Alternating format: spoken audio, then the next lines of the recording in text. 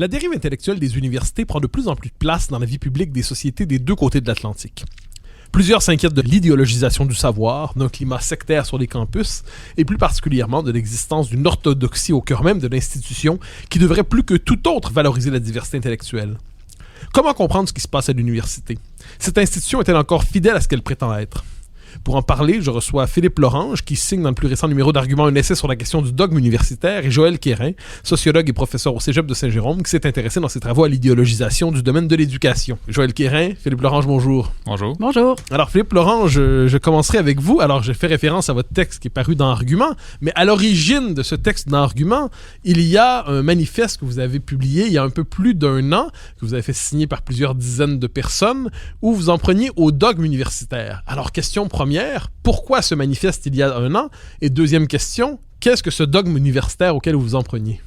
Eh bien, pour comprendre pourquoi on a écrit ça, c'est tout simplement, il faut revenir à la première phrase qu'on cite dans le manifeste, qui est une citation de Sainte-Beuve, qui disait « Il faut subir son temps pour agir sur lui ». C'est-à-dire que, de préférence, je crois que la plupart des signataires et moi-même aurions préféré ne pas écrire ça, ne pas le publier. Nous aurions préféré vivre dans une époque normale, qui correspond à une université où la pluralité des opinions est présente. Mais l'époque nous prend à la gorge, donc nous sommes obligés de réagir. Nous sommes obligés de faire quelque chose parce que ce que nous remarquions à l'époque, c'est que les seules personnes qui contestaient le dogme universitaire, c'était des intellectuels, des chroniqueurs, puis encore là, ils étaient beaucoup contestés. Tandis que du côté des élèves, des étudiants, ça semblait plutôt silencieux. Alors moi, j'ai cru qu'il fallait, c'était le temps de fédérer des jeunes pour montrer que la contestation venait aussi d'ici bas, qu'elle venait pas juste du haut, de l'extérieur, mais qu'elle venait aussi du bas, pour montrer que là, il faut que ces gens-là finissent par... il faut qu'ils finissent par comprendre que leur dogme doit finir, là. Alors, le dogme doit finir, mais je vous pose néanmoins la question qui est centrale. Quel est ce dogme auquel vous vous en preniez? Alors, vous utilisiez plusieurs étiquettes pour le qualifier. Si vous deviez en identifier le noyau dogmatique, comment le définiriez-vous? Ben, je sais que le terme qui est très populaire de ce temps-ci, c'est « woke », pour dire des personnes qui sont éveillées, qui pensent avoir compris les enjeux, comme on nous dit souvent. Moi, j'utilisais souvent l'expression « ultra-progressiste », parce que dans notre manifeste, il y a des gens qui s'identifient comme des progressistes ou des conservateurs, mais c'est ceux que j'appelle les progressistes lucides, c'est-à-dire qui comprennent qu'on ne va pas aussi loin que la censure et l'imposition d'opinions en classe. Les ultra-progressistes, si on veut, c'est des personnes qui nous disent qu'il y a constamment des oppressions envers les minorités, envers les femmes, les homosexuels, les non-binaires, c'est bien connu de nos jours. Puis ils vont nous dire que finalement on vit de la ségrégation au même titre que dans les années 50, qu'on n'a jamais fait de progrès. Donc il faut accélérer la lutte, qu'il faut toujours l'intensifier, la radicaliser. Et ces opinions-là, moi je les crois légitimes dans l'université, les cégeps, mais à mon avis c'est une opinion parmi d'autres qui devrait être tout simplement être diffusée de la même manière que d'autres opinions. Mais le fait est que dans les universités, c'est diffusé d'une manière dogmatique, c'est-à-dire qu'on l'enseigne comme si c'était pas une opinion, mais une science, une vérité. Et ça, ça pose problème pour moi, parce que réfléchir, c'est réfléchir de manière dialectique. Donc, c'est réfléchir avec différentes opinions, et non simplement en débitant toujours le même dogme, la même litanie. Alors, je passerai à Joël Quérin dans un instant, mais une dernière question à vous en tant qu'étudiant. Quel est le prix à payer pour ne pas accepter ou ne pas se soumettre à ce dogme universitaire? Vous êtes étudiant, vous êtes encore au baccalauréat, si je ne me trompe pas. Vous préparez vers passer à la maîtrise. Quel est le prix, quelle est la situation d'un jeune qui n'accepte pas, d'un étudiant qui n'accepte pas ce que vous appelez le dogme universitaire? Mais il y en a quand même quelques-uns, là. C'est-à-dire que si vous voulez faire carrière à l'université, de nos jours, vous pouvez oublier ça. Tout simplement parce que de nos jours, nous savons que nous recrutons par cooptation dans les universités, par copinage, si on préfère. Donc, si vous n'avez pas les bonnes opinions progressistes, de gauche postmoderne, si on préfère, vous allez tout simplement être considéré comme un polémiste, un provocateur ou un agitateur, et non comme un vrai scientifique ou comme un vrai chercheur. Et de cette façon, on va vous refuser toutes les places, toutes les demandes.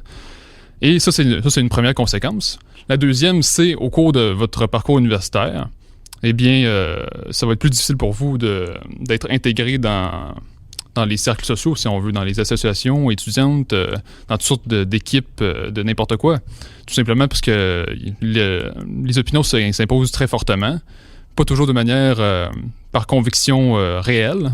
Moi, j'ai vu beaucoup d'hypocrisie là-dedans. Là.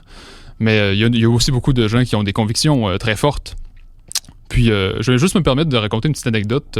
Moi, quand j'étais à l'Université de Montréal, la première année, je faisais partie de...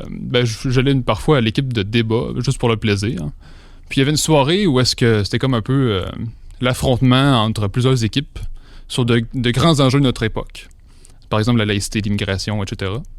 Puis, à chaque fois, les deux équipes qui s'affrontaient étaient toujours d'accord du même côté, qui était du côté progressiste, donc anti-laïcité, puis pro-immigration, etc. Donc les personnes qui avaient officiellement la position plus conservatrice, plus nationaliste, le faisaient de manière pas sérieuse, juste du blagueur. Puis tout le monde dans la salle riait, applaudissait face à cette espèce de mépris envers les conservateurs, envers les personnes plus nationalistes. Donc là, on voit que, justement, le rire, c'est une arme qui est très forte. Ça a été noté par la philosophe Chantal Delsol, notamment. C'est beaucoup plus fort que la terreur, en fait, là, parce que personne ne veut faire rire de soi. Joël Quérin, vous êtes professeur au Cégep de Saint-Jérôme. Vous avez critiqué, au fil du temps, on vous connaît pour votre critique du cours ECR, qui a véritablement structuré le débat public sur cette question depuis une décennie. On parle encore aujourd'hui du rapport Quérin. Votre thèse de doctorat portait sur l'idéologisation, en partie, je crois, des sciences, à tout le moins des finalités idéologiques dans la construction du programme scolaire au Québec. De votre point de vue, vous enseignez en sociologie au Cégep de Saint-Jérôme, existe-t-il une telle chose qu'un dogme universitaire comme le présente Philippe Lorange? Ça se pose différemment au cégep. On n'en est pas à la situation qu'il vient de décrire. En fait, au cégep, du côté des étudiants, en tout cas, il y a plus, justement, d'idéologie ECR que d'idéologie woke, si on veut prendre des étiquettes. C'est-à-dire qu'ils arrivent du secondaire, alors ils ne sont pas encore dans une approche militante de lutte contre la suprématie blanche hétéropatriarcale. C'est pas ce discours-là qu'on entend, c'est beaucoup plus un discours des bons sentiments. Alors, ils sont passés à travers tout le primaire et tout le secondaire d'éthique et culture religieuse, donc ils sont beaucoup plus dans une approche de tout le monde il est beau, tout le monde il est gentil. Alors, c'est plus ça qu'on voit du côté des étudiants. Du côté des enseignants, il n'y a pas, en tout cas, c'est sûr que moi, je parle pour la réalité de Saint-Jérôme, donc un cégep de banlieue du 450, donc je peux imaginer que c'est différent à Montréal et ça doit être différent en région plus éloignée aussi. En ce qui concerne les enseignants, on avait pendant longtemps une certaine unité autour de la défense de notre autonomie professionnelle, donc il y avait vraiment une possibilité d'aborder chacun à notre manière ces thèmes-là dans nos cours. Là, j'ai l'impression qu'avec ce qui s'est passé à l'Université d'Ottawa, avec ce qui est arrivé donc à Verouchka, lieutenant Duval, ça nous a obligés à nous prononcer sur ces questions-là. Alors que les professeurs d'université se posaient ces questions-là depuis longtemps, au cégep, on était un peu à l'abri de ça. Et là, on voit qu'il y a des fractures qui étaient latentes et qui, là, s'expriment autour de ces enjeux-là, autour de la question de la liberté académique. Et là, ça nous a obligés finalement à nous prononcer. Et on est dans cette discussion-là en ce moment. Et le contexte est un peu particulier parce qu'on a ces discussions-là à distance. Donc, comment ça va se répercuter quand on va retourner dans les salles de classe, quand on va se retrouver ensemble? Je me demande quel impact ça va avoir et est-ce que le climat dans les cégeps va être semblable à celui qu'on trouve en ce moment dans les universités? Ça reste à voir. Vous avez évoqué très justement la question de la censure, de la liberté, de l'autonomie des professeurs, la liberté académique aussi. Est-ce qu'un des enjeux dans ce qu'on appelle dans cette question de l'université aujourd'hui, est-ce qu'il n'y a pas cette idée que certains propos peuvent être considérés comme haineux parce qu'ils heurtent l'autoreprésentation qu'ont d'eux-mêmes certaines minorités autoproclamées, ou du moins ceux qui prétendent parler en leur nom?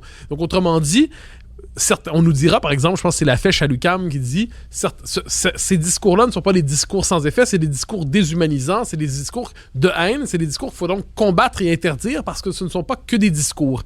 Est-ce que cette logique-là, je pense que la question de la liberté d'expression se pose chez vous comme dans d'autres cégeps, est-ce que ça ne risque pas d'une manière ou d'autre de pénétrer dans la salle de cours presque, je dirais, inévitablement? Effectivement, ça commence à se poser. Et c'est là peut-être que, justement, l'idéologie ECR rejoint l'idéologie woke, c'est-à-dire dans l'importance du ressenti. Donc, dans l'importance de comment chacun se sent, comment chaque étudiant se sent. Et ça, effectivement, ça, on le voit déjà. Et je vous dirais que même les professeurs qui sont justement d'ardents défenseurs du concept de racisme systémique, par exemple, eux-mêmes font face à des résistances dans leur classe d'étudiants en larmes qui se font dire « Mais non, je suis une bonne personne, je ne suis pas un raciste. » Donc, ça se pose dans tous les contextes et parce que effectivement, c'est une génération qui a été encouragée à exprimer ses émotions beaucoup. Et donc, le ressenti est extrêmement important. Le problème, c'est qu'on ne peut pas discuter avec du ressenti. Une idée, ça se discute. Qu'est-ce qu'on fait avec du ressenti? Est-ce qu'il faut accepter toute idée sous prétexte qu'on ne peut pas comprendre ce que la personne ressent, donc on doit tenir pour acquis que ce qu'elle dit est vrai? Alors, ça, effectivement, ça se pose déjà dans les cégeps, cette importance du ressenti et l'enseignant qui doit accepter d'adapter son enseignement au ressenti des étudiants. Je vous relance là-dessus un instant. Qu'est-ce que ça veut dire concrètement enseigner selon le ressenti des étudiants? Ça veut dire je me sens blessé parce que vous dites, j'apprécie, votre propos me heurte, ça prend quelle forme? Oui, il y a de ça beaucoup et il y a des étudiants donc, qui vont venir voir les enseignants des fois à la fin du cours en larmes, disant que l'enseignement a ravivé des traumatismes, mais on est dans des cours de sciences humaines et puis moi j'enseigne la sociologie à des futurs intervenants aussi, là, parce qu'on est dans un cégep où il y a beaucoup de programmes techniques, donc des étudiantes, beaucoup qui se destinent au travail social, à l'éducation spécialisée, un grand programme de soins infirmiers aussi, et donc qui reçoivent cet enseignement-là et qui trouvent ça difficile d'être confrontés à des thèmes comme justement le racisme, le sexisme ou la violence conjugale. Mais comment vont-ils être capables de jouer leur rôle d'intervenant s'ils n'arrivent pas à entendre des propos qui ravivent des souvenirs traumatiques chez eux? Philippe Laurent, je vous ai vu sortir un ouvrage de Chantal Delsol, si je ne me trompe pas. Une citation vous est venue à l'esprit pendant que Joël Quérin parlait? Oui, parce que hier soir, je relisais un livre qui m'avait beaucoup marqué au cégep. Là. C'était le seul livre qu'il y avait de Mme Delsol à mon cégep. Là. Ça s'appelle « Le souci contemporain ». C'était écrit en 1996. C'est toujours d'actualité. Mais c'est parce que tout à l'heure, vous parliez de ressenti. Puis je lisais une citation justement, elle citait Ortega y Gasset qui disait « Nous avons des idées, mais nous sommes nos croyances ». Donc, quand nous avons des idées, nous sommes capables de les discuter parce que, justement, comment dire, nous n'avons pas un même rapport d'identité par rapport aux idées. Nous sommes capables de les discuter puis de les changer. Tandis que des croyances, ça vient nous chercher plus profondément, si on veut. Là. Puis, ça m'a fait penser, justement, dans mon article d'argument, je citais Christopher Lasch dans la culture du narcissisme. Il nous dit que on a encouragé une forme de narcissisme en éducation parce qu'on dit que l'enfant est un créateur. Peu importe ce qu'il fait, spontanément, quand il naît, il est un créateur inné. Et de ce fait même, tout ce qu'il ressent, tout ce qu'il pense, ben, ça a une légitimité, ça a une valeur en soi. Et donc, il faut toujours écouter ce qu'il dit, il faut toujours voir la valeur de tout ce qu'il fait. Donc, s'il nous dit qu'il ressent du racisme, eh bien, ça a une valeur, puis il faut l'écouter, il faut s'adapter à ça. Donc, ça m'a fait penser à ça, ce que vous dites. Puis, au sujet des cégeps, je suis parfaitement d'accord avec vous pour dire que c'est beaucoup moins militant, là. Mais ce que j'entends dire, c'est que certains cégeps montréalais, c'est un peu plus moins militant, disons-le ici. Là. Alors, Philippe Laurent, je vous replace dans votre situation d'étudiant pour un instant. Vous l'avez évoqué, vous parlez d'un dogme universitaire, donc qui est porté par des professeurs. On parle quelquefois, ça a été dans tout le débat des dernières semaines, des derniers mois, on parle des étudiants woke. On a quelquefois l'impression de réduire ce phénomène woke à 12 excités, zélés sur les campus qui parviendraient à tenir en otage tout un campus en menaçant tel professeur. Bon. Or, est-ce qu'on peut pas dire que ce dogme universitaire dont vous parlez est aussi porté par l'université? Vous parliez tantôt de la diversité des points de vue. Est-ce qu'un des pièges du débat actuellement, c'est que certains points de vue se maquillent, se griment en discours scientifique, et dès lors, s'il s'agit de science, il n'y a plus de discussion possible. Il faut seulement accepter la conclusion qui vous est donnée, même si les sujets sont quelquefois inattendus, pour le dire comme ça. Même si on présente comme scientifique, ce qui relève très souvent de l'opinion. Est-ce que, pour un étudiant qui est dans un cours, le fait de poser une question qui conteste l'idéologie du professeur, ce n'est pas vu comme un geste de défiance anti-scientifique? Ben, c'est-à-dire que les événements les plus radicaux qu'on voit dans l'actualité depuis ces derniers mois, même depuis plusieurs années, en fait, c'est certain que ça vient souvent des étudiants, les plus militants. Mais il faut comprendre, moi je fais une différence entre, pour employer un vocabulaire un peu plus marxiste, entre l'avant-garde et le reste du parti. C'est-à-dire qu'il y a une avant-garde étudiante qui est beaucoup plus militante, qui va toujours plus loin dans le combat. Et il y a tout le reste du parti, du dogme universitaire, qui impose sa loi. Et c'est surtout ça le problème, là. Je veux dire, le dogme universitaire s'impose non seulement par des annulations de conférences, mais aussi des opinions qui sont imposées de manière justement dogmatique. Puis comme vous dites, bien justement, si on pose des questions un peu plus qui osent remettre en question le moindrement ces idées woke ou ces idées plus progressistes, là, vous êtes taxé de réactionnaire. Puis là, évidemment, il y a toujours une confusion entre réactionnaire, conservateur et extrême droite. Tout ça, c'est la même chose, au fond. Puis on vous dit que vous faites le jeu de, je sais pas moi, le jeu du Front National. En fait, vous êtes toujours... c'est ça, vous êtes toujours considéré comme quelqu'un d'assez... qu'il faut se méfier, en fait. Puis ça, je vais juste vous donner un exemple de quelque chose qui se fait discrètement. Par exemple, à l'université, la plupart des professeurs font, une fois de temps en temps, une petite blague sur Donald Trump. Là, on voit ça de manière un peu innocente. Mais à force de toujours recevoir des petites blagues comme ça envoie le message qu'on ne peut pas adhérer le moindrement du monde aux idées qui sont prônées par le mouvement qui a mis Donald Trump au pouvoir. Et là, c'est tout dans des petits messages comme ça, discrets, qu'on reçoit le message que, vous voyez, quand vous pensez la nation, la frontière, l'identité, c'est mal, puis on va rire de vous. Donc, c'est ça le dogme universitaire. Ça s'impose à la fois de manière très radicale par des annulations de conférences, puis par des invectives, mais aussi de manière plus discrète par des petites blagues, par des petits commentaires comme ça, qui vous montrent que vous n'avez pas le droit de penser autrement. Joël Quérin, pour vous lire depuis longtemps, vous avez un art de déconstruire très finement les discours auxquels vous vous confrontez, très finement, à prétention scientifique quelquefois, vous en dévoilez le fond idéologique, vous l'avez fait dans votre thèse de doctorat, si je ne me trompe pas, vous avez dévoilé le caractère idéologique de ce qui se présentait comme des finalités simplement pédagogiques. Je vous repose la question aussi, est-ce qu'on peut dire qu'aujourd'hui, dans les sciences sociales, il y a une bonne partie il y a beaucoup de discours idéologiques qui se présentent comme scientifiques pour se dérober à toute critique, pour se dérober à la discussion finalement? Effectivement. Et je pense en ce moment, le terme qui illustrerait ça le plus, c'est peut-être le concept de racisme systémique.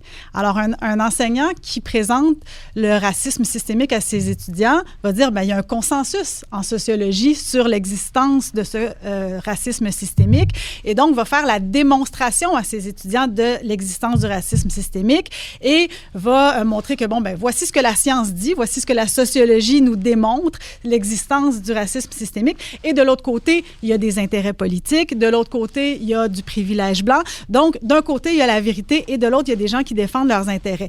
Et donc, on ne présente pas les deux points de vue sur le racisme systémique comme étant deux idées qui s'opposent, deux argumentaires qui s'opposent, mais plutôt la vérité contre les intérêts ou les privilèges. Alors, on se met dans la position d'un étudiant qui a des réserves par rapport à ce concept-là ou qui a des questionnements par rapport à ce concept-là. Il n'osera pas poser la question parce qu'il va se faire répondre qu'il est en train de défendre ses privilèges et qu'il n'accepte pas, donc, de remettre en question sa position privilégiée. Alors, c'est très difficile pour un étudiant qui n'a pas accès aux deux argumentaires, qui n'a pas accès à une diversité de points de vue, de pouvoir non seulement contester, mais même questionner. Et je me souviens, vous racontiez tout à l'heure vos expériences comme étudiant, mais j'ai souvenir aussi d'un cours où quand moi j'étais étudiante au bac, et ça fait quand même quelques années, on était dans un autre contexte, mais ça s'installait déjà, où il y avait une discussion sur les signes religieux. On était à l'époque des accommodements raisonnables, et j'avais simplement posé une question sur la symbolique du hijab. Et c'était une question très innocente et très naïve. Et la réponse que j'ai reçue, c'était « Je ne peux pas accepter cette question-là ».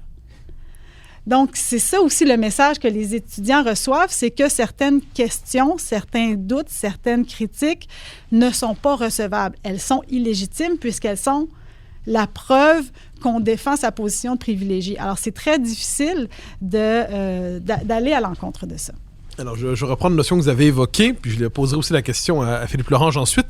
Vous avez parlé l'argument qui est souvent utilisé, c'est qu'il y a un consensus dans la sociologie, il y a un consensus scientifique. Est-ce qu'on peut pas dire qu'en sciences sociales, ces consensus scientifiques prétendus ne relèvent pas davantage de la rhétorique de justification, davantage qu'un véritable consensus scientifique établi autour de tel ou tel concept? Autrement dit, est-ce que le fait qu'un concept devienne hégémonique, c'est pas davantage un signe politique qu'un signe de recherche scientifique dans des questions aussi sensibles que celles que vous évoquez? Oui, puis c'est en lien avec ce que Philippe Lorange disait aussi par rapport aux embauches dans les universités, c'est-à-dire qu'il y a un effet d'entraînement. Alors, plus un concept est hégémonique, plus les personnes qui sont attirées par cette perspective-là, cette approche-là, cette idéologie-là, donc vont avoir accès à des postes intéressants et donc plus cet entre-soi va se nourrir et va nourrir le prétendu consensus scientifique.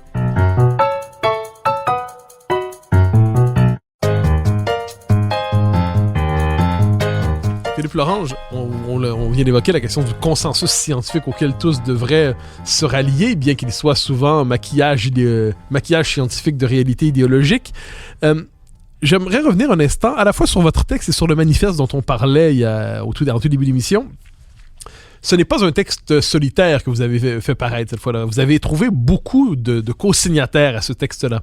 Question toute simple, est-ce que vous avez l'impression dans vos classes à l'université, d'une manière ou de l'autre, qu'il y a quelque chose comme un malaise plus ou moins avoué par rapport à ce dogme universitaire, pour reprendre votre formule? Est-ce qu'autrement dit, ce que vous ressentez, vous êtes très nombreux, mais si oui, comment s'exprime ce désaccord s'il n'est pas possible de le faire de manière légitime en salle de classe, il n'est pas possible de se rassembler sous cette étiquette-là sans risquer le discrédit d'une manière ou de l'autre? Comment s'exprime cette espèce de dissidence discrète qui aboutit un jour à votre manifeste? Ben, je ne suis pas en dehors du cas québécois, mais je sais qu'au Québec, les jeunes ont un peu le même réflexe que leurs parents, là, c'est-à-dire qu'ils vont un peu se renfrogner dans leur coin puis se plaindre entre eux, là, de manière un peu discrète, en murmurant. Là. Mais c'est ça, il n'y a pas vraiment de militantisme, il n'y a pas de regroupement pour essayer de militer en faveur d'une plus grande liberté d'expression. Donc, ça se limite à simplement... c'est comme si tout le monde se sent un peu isolé par rapport à ça, jusqu'à temps que quelqu'un sorte en classe et dise son opinion. Là, à ce moment-là, à la fin de son cours, cette personne-là est quasiment assurée de voir 2 ou 3 personnes venir le voir pour le féliciter. Ou lui dire « Je suis parfaitement d'accord avec toi, mais je ne le dirai pas en public ». Donc, on voit que, justement, c'est certain qu'il y a un risque au fait de s'exprimer, que j'ai mentionné tout à l'heure. Mais il y a toujours, justement, des étudiants qui n'adhèrent pas du tout à ces idées-là, puis qui osent réfléchir par eux-mêmes, mais qui ne vont pas forcément le dire verbalement. Donc, ça reste un peu... ça reste pour eux, puis parfois, ils vont en discuter avec certaines personnes, mais ça va jamais aller bien plus loin, là. Donc, ça, c'est peut-être un problème, là, mais on se rend compte que... en fait, il y a beaucoup d'étudiants qui sont pas du tout d'accord avec le dogmatisme universitaire. Je vous relance néanmoins sur ça. Donc, il y en a. Est-ce que, néanmoins, lorsque vous cherchez à construire votre pensée, parce qu'en dernière instance, lorsqu'on sent qu'il y a une hégémonie, on sent qu'il y a une idéologie dominante, mais on sent qu'on est en désaccord avec elle, il faut trouver un espace pour se construire intellectuellement. C'est quoi? C'est avec des professeurs qui vous tendent la main? C'est en prenant la parole dans les journaux? Comment se construit cette dissidence intellectuelle? Parce que vous l'exprimez en termes intellectuels, vous publiez dans Argument, vous publiez dans l'Action nationale, vous publiez dans plusieurs journaux. Je pense que vous êtes presque une industrie productrice de lettres ouvertes. On peut vous lire un peu partout. Alors, ce désaccord-là, vous êtes conscient, quand vous l'exprimez publiquement, de vous condamner tôt ou tard, une forme de bannissement du système universitaire? Oui, pas tôt ou tard, là, c'est déjà fait. Mais pour l'espace intellectuel, je crois qu'il est là. Parce que de nos jours, nous avons les réseaux sociaux. Donc, c'est très facile de trouver des gens qui pensent un peu de manière un peu plus dissidente. C'est plus comme autrefois. Aujourd'hui, c'est plus facile de trouver des personnes un peu plus nationalistes ou qui peuvent penser différemment. Puis, il y a aussi, moi, ce que je trouve très important pour un jeune intellectuel en formation, c'est le cercle de lecture. Puis moi, j'en suis dans plusieurs. Puis c'est dans ces endroits-là qu'on trouve toutes sortes de personnes qui pensent différemment. Puis le propre du cercle de lecture, c'est d'être ouvert à la discussion, du moins si c'est un vrai cercle. Et donc, à ce moment-là, on peut exprimer tout ce qu'on pense. Puis tout simplement, au cours du parcours universitaire, on finit toujours par trouver des éléments un peu plus récalcitrants. Puis on reste accroché à ces gens-là, si on veut. Puis ces gens-là vont devenir de vrais amis, là, parce que dans le contexte que nous sommes, nous n'avons pas vraiment le choix d'être tissés serrés, si on veut, là. Joël Quérin, alors, je retrace vos travaux pour les conduire jusqu'au temps présent. Vous avez écrit sur ECR, une étude sur ECR qui dévoilait dans l'espace public le caractère idéologique de ce programme. Vous avez votre thèse où vous analysez plus largement une forme de sociologie politique de l'éducation, finalement. On voit aujourd'hui cette vague woke qui prend l'université. Est-ce que vous n'avez pas l'impression qu'au fil de vos travaux, au fil de vos études, est-ce que c'est pas le même phénomène qui se déploie, qui s'institutionnalise, qui se radicalise? Autrement dit, est-ce que vous n'avez pas, au fil de vos travaux, documenté différentes étapes de ce que Lorange appelle le dogme universitaire? Est-ce que dans ces différentes facettes, à l'école, dans le système d'éducation, dans vos travaux, dans vos prises de position dans l'espace public, est-ce que vous n'avez pas documenté un même phénomène, finalement, qui change peut-être d'étiquette, mais qui fondamentalement correspond aux mêmes dynamiques idéologiques? Ben, il y a des points communs, ça c'est certain, et je pense que ceux qui ont fait la promotion du cours ECR et qui en ont établi le cadre théorique, idéologique et pédagogique, qui se rejoignent de toute façon, sont sans doute très à l'aise avec l'approche woke également. Mais je note quand même une différence entre les deux. Du côté ECR, il y a beaucoup de bons sentiments et comme je disais tantôt, tout le monde il est beau, tout le monde il est gentil. C'est pas tous les étudiants qui sont prêts à passer de l'un à l'autre. Oui, ça peut être un terreau très fertile, effectivement, et il y a des parentés idéologiques entre les deux, assurément. Mais... Vous voyez une hargne particulière dans le wokisme? Oui, exactement. Qui parfois peut heurter les sentiments de ceux qui se sont fait dire depuis leur tendre enfance que tout le monde, il est beau, tout le monde, il est gentil. Et là, maintenant, ils se font dire, non, il y a des méchants. Et les méchants, c'est pas juste des adversaires idéologiques, c'est pas juste les vieux conservateurs, c'est vous aussi, parce que vous, en tant que blanc, vous avez le privilège blanc. Et ça peut être difficile à recevoir pour certains étudiants. Il y en a qui vont le recevoir et adopter une posture de repentance, mais il y en a d'autres aussi qui vont simplement être heurtés et vont vouloir s'en éloigner. Mais dans les deux cas, il n'y a pas de critique argumentée de ce discours-là. Alors, soit on y adhère, soit on pleure et on en est traumatisé, mais dans les deux cas, il n'y a pas d'outil pour en faire une véritable critique. Alors, je vais vous poser une question où je vais vous déplacer du rôle de sociologue à psychologue un instant. Vous me direz si vous êtes à l'aise avec la question. Vous allez voir... A priori, le rôle de psychologue, non, mais voyons voir. Psychologue social, à l'ancienne. Vous allez voir ce que je veux dire par là. Je suis de ceux qui croient que les idéologies ont des conséquences. Ont des conséquences non seulement dans l'organisation de la cité, mais aussi dans l'organisation psychique des sociétés. Et certaines idées en viennent à façonner des traits de caractère, à façonner des traits de personnalité qui font... En dernier instance, c'est la société qui change dans sa définition presque de l'être humain, même quelquefois. Est-ce qu'on pourrait dire qu'il y a... Et là, vous allez voir comment je vous invite à vous faire psychologue. Est-ce qu'on pourrait dire que ECR a ramolli la société et donc ça rend les gens avec des moins grandes capacités de résistance, mais une société ne peut pas être toujours molle et à un moment donné, le wokisme correspond à un durcissement, une fanatisation de cette nouvelle sensibilité qu'a implanté ECR. Vous voyez dans quel rôle je vous place? Oui, effectivement. Est-ce qu'il y a une fragilité mentale du woke? Oui, mais il y a aussi une fragilité mentale chez plusieurs de ses adversaires aussi, justement, qui ne sont pas en mesure d'y opposer des véritables arguments. Et des fois, effectivement, ça sort tout croche. Et Philippe Lorange parlait tout à l'heure des réseaux sociaux. Je n'y suis pas, mais j'ai l'impression que c'est pas là que la véritable critique argumentée et documentée s'exprime tellement. Et au contraire, j'ai l'impression que des fois, sur les réseaux sociaux, des fois, ça va être juste un déferlement de haine qui va contribuer à ce que justement les woke disent, vous voyez la haine, vous voyez le discours haineux, c'est contre ça qu'on se bat. Donc, ça aussi, c'est une manifestation peut-être d'une certaine fragilité mentale quand ça sort uniquement sous forme de déversement de haine plutôt que d'être capable de discuter, d'être capable de débattre et de faire valoir des idées. Alors, Joël Quérin dit quelque chose d'essentiel, Philippe Lorange, et peut-être pointe-t-elle, sans même le vouloir, pas méchamment, mais peut-être une contradiction ou un paradoxe dans votre propos. Vous parlez de l'importance des réseaux sociaux comme lieu d'expression d'une dissidence, et vous parlez de l'importance des cercles de lecture, qui sont probablement les cercles, il n'y a rien de plus, en dernière instance, plus anti-réseau social qu'un cercle de lecture. C'est-à-dire, plus des hommes et des femmes se rassemblent pour discuter d'un texte, en prenant leur temps. Les textes qui vont sortir de là vont être destinés probablement à des journaux, des revues davantage qu'à des posts ou des tweets.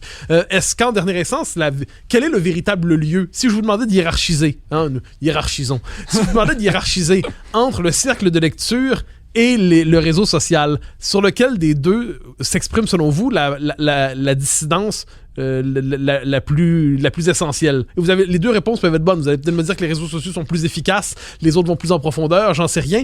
Mais si vous deviez hiérarchiser, où se situe d'abord votre dissidence? Mon Dieu, c'est difficile à dire. Parce que, en fait, pour moi, le cercle de lecture, c'est un peu comme le quartier général.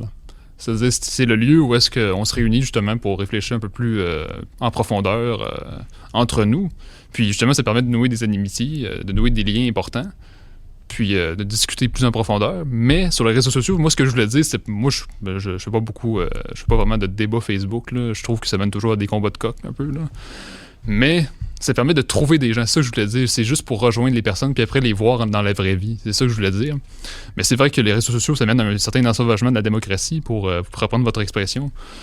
Mais en même temps, les réseaux sociaux, ça mène à des contestations beaucoup plus fortes, des contestations sociales et politiques. On le voit, par exemple, je pense pas que des mouvements comme le Brexit ou les Gilets jaunes auraient pu prendre autant d'ampleur sans les réseaux sociaux, ou du moins ça aurait été peut-être plus difficile. Donc, c'est difficile à hiérarchiser, pardon. Mais si on veut vraiment un espace de pensée, c'est beaucoup plus le cercle de lecture, moi, je dirais. Joël Quérin, je vous relance sur ce thème qui me semble assez important, en fait.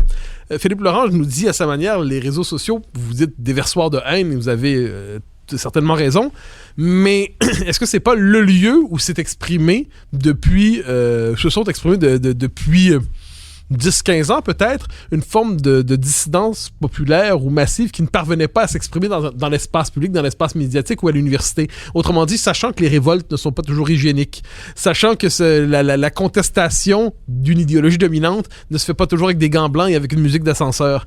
Est-ce que ces espaces, aussi troubles soient-ils, est-ce qu'ils ne contribuent pas néanmoins à oxygéner la démocratie?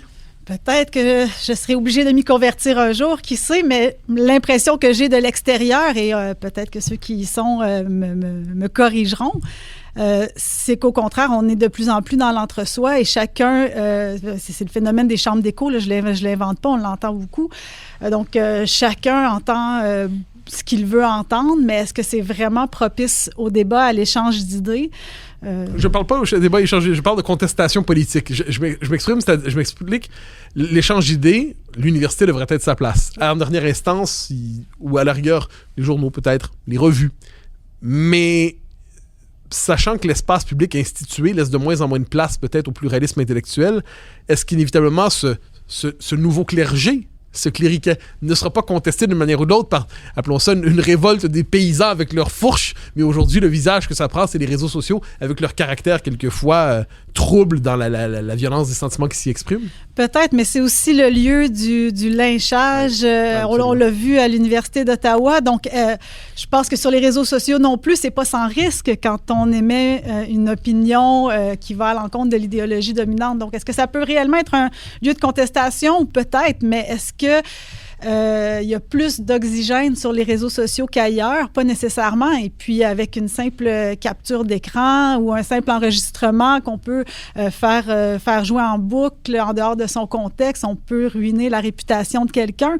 Alors, c'est pas sans risque non plus, les réseaux sociaux. Mais peut-être qu'un jour, je m'y convertirai. Vous pourrez essayer de me convaincre. Alors, mais non, c'est très important, ce que vous dites. C'est-à-dire, effectivement, c'est aussi le lieu du lynchage, c'est le lieu de l'ensauvagement, c'est le lieu de l'exécution publique des uns et des autres. Retour aux conditions de la vie de la pensée aujourd'hui. Je pose la même question aux deux. Alors, on a l'université qui, théoriquement, devrait être le lieu du pluralisme intellectuel. L'université qui l'est de moins en moins, on l'a dit, je pense c'est bien documenté. À quelles conditions, En fait, imaginez-vous une restauration progressive de la liberté intellectuelle dans l'université. Et de quelle manière serait-il possible de la restaurer, ne serait-ce que partiellement? Est-ce que vous croyez que c'est imaginable ou est-ce que la vie intellectuelle va devoir se réfugier ailleurs d'une manière ou de l'autre pour un certain temps? Il y eut un temps, au temps des pays de l'Est, il y avait les universités clandestines, de Roger Scruton en Tchécoslovaquie, il y avait les samizdat. Est-ce que le destin de la vie intellectuelle est de s'extraire de l'université d'une manière ou de l'autre? Philippe Lorange, je vous pose d'abord cette question difficile. Mais je suis parfaitement d'accord avec vous pour dire que les réseaux sociaux, c'est quand même vraiment un déverseur de haine. Mais justement, si on a aucune présence là-dessus, c'est certain qu'on peut pas régler non plus la situation, là. Mais c'est pas un reproche que je vous fais personnellement. Puis moi, je vous conseille pas forcément d'entrer là-dessus non plus, là. Mais pour plusieurs années encore, moi, je pense que l'espèce de marxisme ressuscité qu'on vit présentement va rester là encore pendant plusieurs années. Ça va finir par s'effondrer parce qu'on a fini par en finir avec le communisme puis différentes idéologies. Mais après, quand ça va être fini, ça peut être quelque chose d'autre. Hein. Ça peut être simplement une autre idéologie qui prend la place puis ça va être tout aussi étouffant. Donc, d'une manière ou d'une autre, je pense que si on veut réfléchir vraiment, il faut aller en dehors de l'université, puis il faut former justement des espèces d'universités clandestines. Universités clandestines. Au moins l'idée, c'est-à-dire oui, mais c'est ça. Au moins des sacs de lecture, des instituts, des conférences. Moi, quand je vivais à Montréal, j'allais à toutes sortes d'événements, puis c'est là qu'on peut vraiment rencontrer des personnalités qui pensent un peu différemment, qui sont ouvertes à différentes idées. Donc, si on veut réfléchir vraiment, il faut sortir de l'université, parce que cet endroit-là est rendu beaucoup trop étouffant. Joël Quérin, je vous pose la question. Peut-être je vous mets dans une position où vous devez annoncer, deviner. Est-ce que vous croyez que la vie intellectuelle est encore possible dans l'université? Ça fait quand même quelques années que je suis plus à l'intérieur de l'institution, donc c'est pour ça que j'avais peut-être un peu de mal à répondre à la question. J'essayais de voir quels étaient ces lieux où d'autres discours pouvaient se faire entendre. Mais comme Philippe Lorange le disait tantôt, à partir du moment où ils sont menés, où ces discours-là sont tenus à l'extérieur de l'université, ça permet aux universitaires de les présenter justement comme étant pas sérieux, pas documentés, à l'extérieur du consensus scientifique et donc de les ridiculiser devant les étudiants. Donc oui, ça prend des espaces à l'extérieur de l'université pour pouvoir penser autrement, mais en même temps, il faut savoir que ça donne quand même des munitions à ceux qui veulent présenter ces discours-là comme étant des gens qui défendent leurs intérêts, des polémistes, effectivement, contrairement à leur discours qui lui, serait sérieux. Alors oui, il vaut mieux ça que l'hégémonie totale, mais ça fait en sorte que les discours, dans le fond, et que les argumentaires ne sont pas à armes égales. Je vous relance néanmoins sur ce « à armes égales », c'est très important, c'est-à-dire vous pratiquez la sociologie, vous enseignez la sociologie, une discipline qui normalement aujourd'hui est associée à une forme d'orthodoxie idéologique. Ça n'a pas toujours été le cas quand on pense aux grandes figures de l'histoire de la sociologie, de Durkheim, Weber, Pareto, Aron plus proche de nous, Paul Hollander, on pourrait en nommer d'autres. Il y a eu de grands sociologues qui n'étaient pas dans la récitation des prières officielles du régime diversitaire. Il n'en demeure pas moins que vous pratiquez la sociologie, vous l'enseignez dans le monde qui est le nôtre aujourd'hui, où c'est devenu une discipline, certains diraient, confisquée.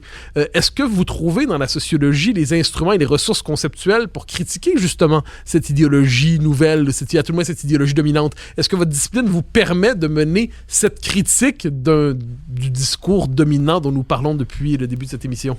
Mais l'approche que moi je privilégie, c'est de voir mon métier comme une initiation, oui, à la sociologie, mais à ses objets, à ses thèmes, à ses concepts et aux débats qui les entourent.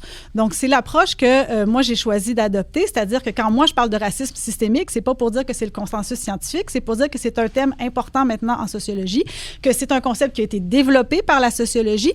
Et une fois que j'ai dit ça, bien, voici les arguments de ceux qui défendent ce concept-là et voici les arguments de ceux qui s'y opposent.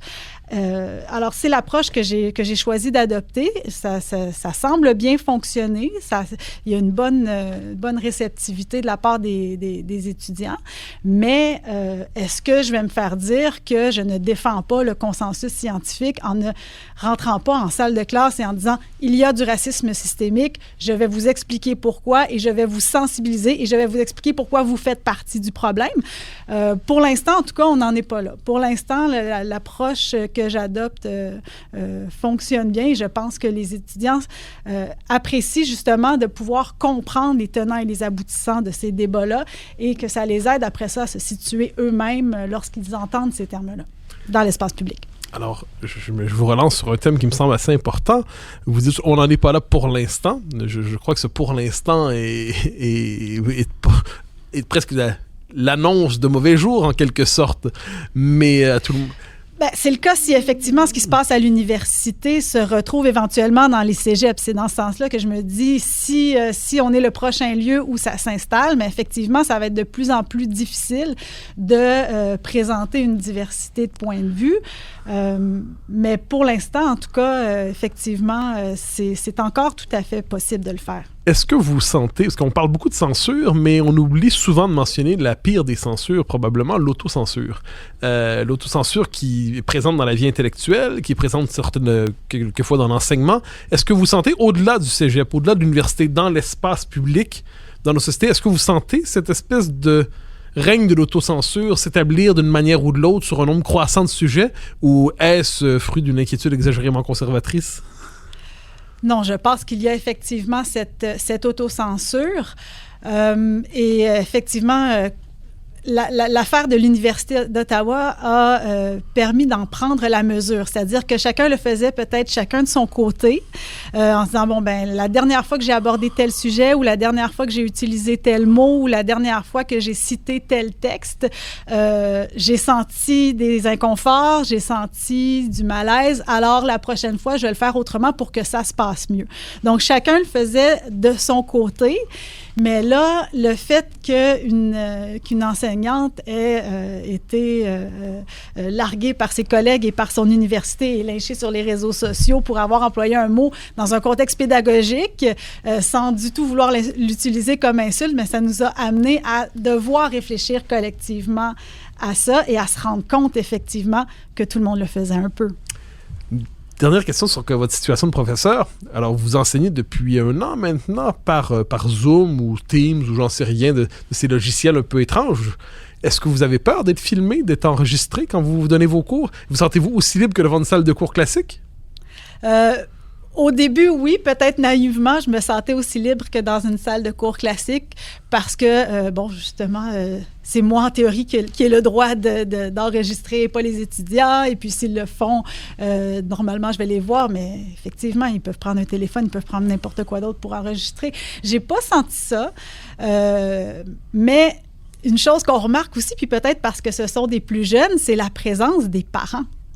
Alors, ils sont souvent au domicile familial. Les parents sont en télétravail et des fois, on en voit passer. Des fois, c'est très sympathique. Ils apportent le café et le petit déjeuner à leur enfant, surtout quand le cours est le matin.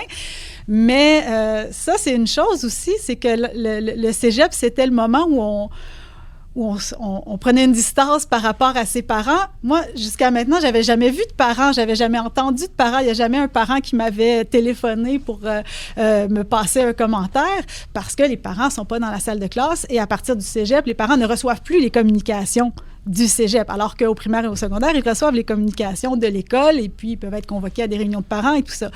Alors maintenant, je suis plus consciente de la présence des parents qui peuvent entendre le cours et ça, c'est un peu étonnant. Philippe Lorange, la question de l'autocensure. Est-ce que vous sentez cette autocensure dont on parle beaucoup, qui s'installe dans l'université, oui, mais plus largement dans l'espace public? Parce que je crois comprendre, je devine qu'avec une position comme la vôtre, eh bien, ils doivent être nombreux ensuite à venir vous dire discrètement, je suis d'accord avec ce que tu viens de dire, mais surtout ne le répète pas. Autrement dit, l'autocensure se confesse. Est-ce que vous avez l'impression que ça fait partie de l'environnement intellectuel dans lequel vous évoluez aujourd'hui? Oui, c'est vraiment très fort, là. Puis peut-être moins au cégep parce que justement, comme vous l'avez noté, c'est peut-être beaucoup moins militant. Puis on n'a pas... les méthodes d'ostracisme sont beaucoup moins présentes. Mais oui, je pense que l'autocensure, c'est pas mal fort parce qu'il y a des gens qui savent pas encore très bien qu'est-ce qu'ils veulent faire de leur vie, qui ont des ambitions, puis là, ils savent que dans les milieux dans lesquels ils sont intéressés, par exemple le droit ou n'importe quoi d'autre, c'est très conformiste. Donc, il faut qu'ils surveillent tout ce qu'ils disent. Il faut qu'ils s'assurent de ne pas être trop présents dans des lettres ouvertes qui pourraient être compromettantes pour leur avenir. Puis moi, justement, quand je cherchais des signatures pour mon manifeste, j'ai essuyé je dirais que plus de la moitié des refus que j'ai vus, c'était des gens qui disaient je suis d'accord, mais jamais je signerais une chose comme ça, là, parce que c'est beaucoup trop dangereux pour moi. Donc, l'autocensure est très forte, là. Puis, je pense qu'à force de s'exprimer, on peut essayer de casser ça, parce que c'est justement par envoyer des personnalités un peu plus qui osent s'exprimer que ça engendre un certain courage plus collectif, là. Alors, nous arrivons vers la fin de cette émission. On a connu au 20e siècle l'hégémonie marxiste dans la deuxième moitié du 20e. On a connu peut-être, certains disent l'hégémonie néolibérale, mais c'est surtout en économie plus qu'en sciences sociales dans la fin des années 90, début 2000. On connaît aujourd'hui ce qu'on appellera l'hégémonie woke. Est-ce que vous avez l'impression, est-ce que vous sentez que cette hégémonie peut tomber, ou croyez-vous que nous sommes devant une doctrine qui est tellement finalement irréelle qu'elle ne peut que tomber, ou avez-vous l'impression qu'on en a encore pour un bon moment à être obligé de fonctionner dans ces catégories dans l'espace public, à recevoir ces catégories idéologiques, à devoir apprendre à vivre avec elles parce qu'elles façonnent même jusqu'au langage populaire, au langage personnel? Joëlle Quérin. Elle est certainement pas en décroissance, en tout cas. Elle est en progression, donc ce serait bien prématuré d'annoncer son déclin. Est-ce que ça veut dire que ce déclin n'arrivera jamais? Ce serait bien étonnant, là, parce qu'il n'y a aucune idée hégémonique qui n'a pas connu de déclin, mais on n'en est pas là du tout, en tout cas. Oui, c'est votre manière d'être optimiste pour l'instant. Philippe Lorange, le dernier mot. Moi, je crois que là, en ce moment, l'empire du politiquement correct atteint son apogée bientôt. Puis quand un empire atteint son apogée, c'est le début du déclin après. Là. Ça va être la crise, puis tout va s'effondrer. Moi, je suis vraiment optimiste. Puis j'ai de la difficulté à comprendre les gens qui me disent « Je pense qu'on n'en sortira jamais ». Ben non, là. Il y a pas si longtemps encore, l'Église catholique était très forte au Québec, puis s'imposait. Là. Puis aujourd'hui, c'est l'anticléricalisme qui est très fort. Mais je pense que quand je vais être rendu, je sais pas, moi, dans la cinquantaine, on va juste rire de ces idées-là. Là. Je me permets une dernière question, bien que j'avais annoncé la fin de l'émission. Joëlle Quérin, et elle est pour vous. Philippe Laurent, je viens de dire, on a assisté à la fin de l'Église catholique. Ensuite, donc, le catholicisme a tombé, le wokisme tombera. Question très québécoise, parce que vous avez travaillé dans la société québécoise. Est-ce que vous avez le sentiment que d'une certaine manière, une forme de cléricalisme nouveau qui s'est établi à travers ça aujourd'hui, à travers les grandes institutions. Il y a eu le cléricalisme, il y a eu le temps de la grande noirceur, comme on disait, les commandements de l'Église qui structuraient nos vies. Avez-vous l'impression quelquefois qu'on vit une forme de cléricalisme nouveau qui ne s'appuie plus désormais sur Rome, mais qui s'appuie sur je ne sais quelle université américaine ou à tout le moins sur je ne sais quel campus américain, dont on reçoit les commandements, on les applique. Et d'une certaine manière, le Québec vit une nouvelle forme de cléricalisme, même si la révélation n'est plus la même. Tout à fait. À partir du moment où on se dit certaines idées sont irrecevables parce qu'elles vont à l'encontre du sens du progrès, c'est la même chose que quand on disait certaines idées sont irrecevables parce qu'elles vont à l'encontre de la volonté divine. Donc, il y a cette même tentation de la censure au nom du bien. Alors ça, effectivement, c'est un point commun qui est indéniable. Alors, c'était finalement cette manière d'être optimiste pour la fin, sachant qu'en dernière instance, tous les dogmes finissent par se décomposer. À tout le monde, on peut le croire. Joëlle Quérin, Philippe Laurent, je vous remercie pour votre passage aux Idées Belles Le Monde. Merci beaucoup. Merci à vous.